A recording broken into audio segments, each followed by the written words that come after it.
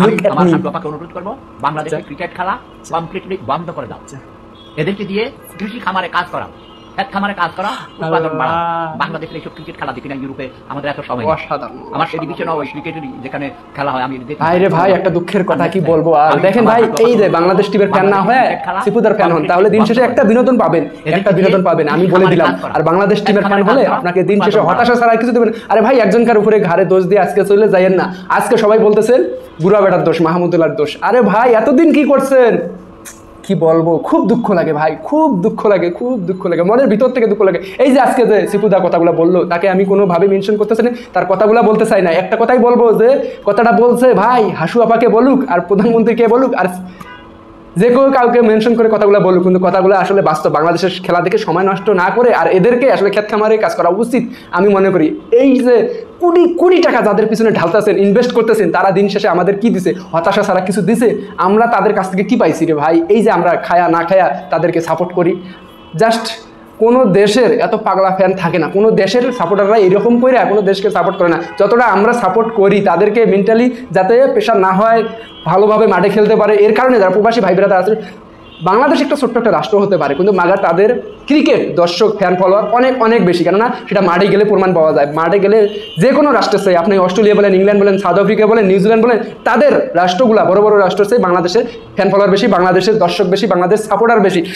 আমরা শুধু পারি না একটা জিনিস, মাঠে যেয়ে খেলে জিততে দিতে মনটা চায় রে ভাই। শান্ত শালার পেটা শালার লট এটা একটি কাজ করলো, এর অধিনায়ক হিসেবে পাপন ভাই কিভাবে এনাকে পাঠাইলো। তারপরে ভাই আজকে আর কেউ চলে যাবে না। আজকে আমার কথাগুলো শোনেন ভাই, আমি এগুলো নিয়ে কথা বলতেও চাই না, আমি বলতে আসি না, কিন্তু আজকে বাধ্য হয়ে গেছি ভাই, আজকে বাধ্য হয়ে গেছি। এত সকালে ঘুম থেকে উঠে এগুলো যদি মন মেজাজ মানে খেলা দেখার পর এরকম হয়, যেটা ম্যাচগুলো এরকম করে আর কতকাল হারবো আমরা, কতকাল হারবো? এই জাতির কাছে, সব জাতির একটা প্রশ্ন, আমার বাঙালি জাতি সবারই একটা প্রশ্ন, সেটা এরা কতকাল এরকম করে এই যে আমাদের যে ওদের যে বাবার যে 100 কোটি, কেউ বলে 90 কোটি যে টাকা, এগুলো কি বসে বসে ধ্বংস করবে আর কতদিন? আরে দেখেন কারো কি অন্য অন্য দেশে দেখেন, আজকে যে আফগানিস্তান যে বলতেছেন তালেবান, যে তালেবানরা যে তাণ্ডব চালালো, যে কাজটা করলো, দেখেন ভাই এনারা পায় না ভাত, পায় না কাপড়, পায় না কোনো কিছু। ভাই উদাহরণটা নেন আপনি, কেননা তাদের যে কোচ, আমাদের কিসে কম আছে? আমাদের ব্যাটিং কোচ আছে, কি বলবো ভাই, খালি হাতুড়ি নিয়ে টানেন কেন? খালি হাতুড়ি নিয়ে টানতেছেন? আরও কতগুলো কোচ আছে, ফিল্ডিং কোচ আছে, চিন্তা করেন বিষয়, ব্যাটিং কোচ আছে, বোলিং কোচ আছে, আমাদের কোনো দিকে অংশে কম নেই। বললাম না কোটি কোটি টাকা তাদের পিছনে ঢালতাছি, কিন্তু দিন শেষে আমরা হতাশা ছাড়া কিছু পাচ্ছি না।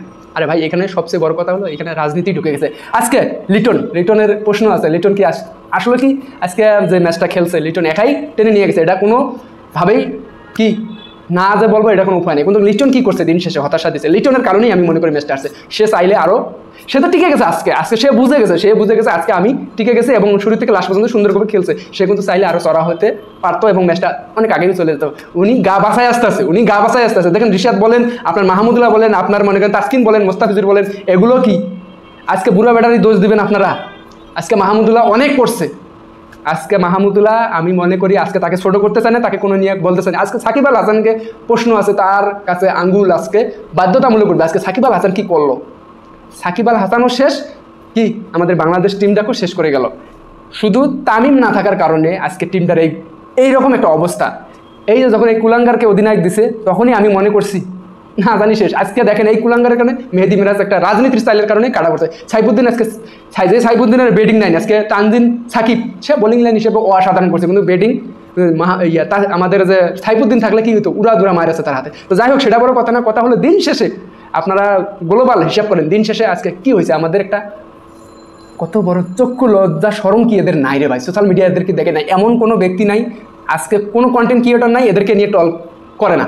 আরে ভাই তশরিফ খান উনিও খোঁচা দিয়ে মনে করেন স্ট্যাটাস দেয়, মানে আমি দেখলাম প্রতিটা লোক সবাই বিরক্ত হয় বাংলাদেশ টিমের উপরে। কেন বিরক্ত জানেন ভাই? কেন?